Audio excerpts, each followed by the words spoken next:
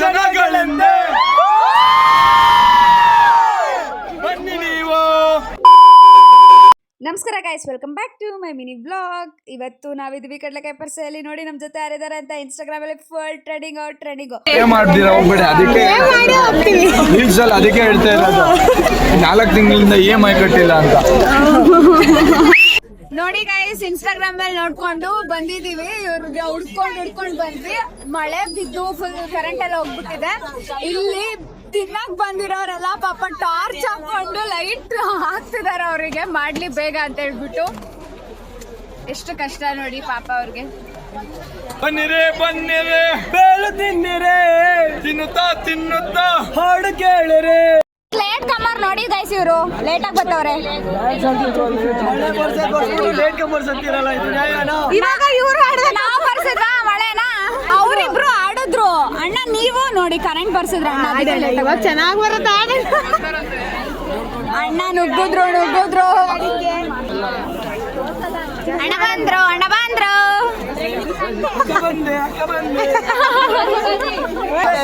ಬನ್ನಿರೇ bail ತಿನ್ನಿರೇ, ತಿನ್ನುತ್ತಾ ಹಾಡು ಕೇಳಿರೆ. ದೊಡವ bail ತಿನ್ನು, ಚಿಗ ಟಿಕ್ಕಿ ತಿನ್ನು. ನಮ್ಮಪ್ಪ ರಾಜ ಕಳ್ಳೆಕಾಯಿ ಬೀಜ, ರುಚಿಗೆ ತಿನ್ನುಪ್ಪು, ಇದನ್ನವರ ತಪ್ಪು. ಬೇಲ್ಪುರಿ ಖಾರದಂತೆ ಸ್ವೀಟನ್ನು ಹಾಕಿದಂತೆ, ಜಾತ್ರೆಯ ರಶ್ಶಿನಲ್ಲಿ ಬೇಲನ್ನು ನೋಡಿದಂತೆ, ಬೇಲ್ಪುರಿ ತಿನ್ನಲೆಂದೇ ಬನ್ನಿ ನೀವು. ನೇ ಬಂದ್ರೆ ತಾನೇ ನಮ್ಗೆ ವ್ಯಾಪಾರ.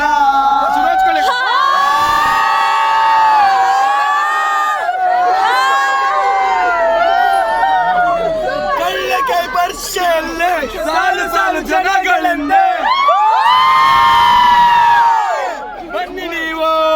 ಇದು ಬಡವರ ಮಕ್ಕಳ ಚಿಕ್ಕ ವ್ಯಾಪಾರ.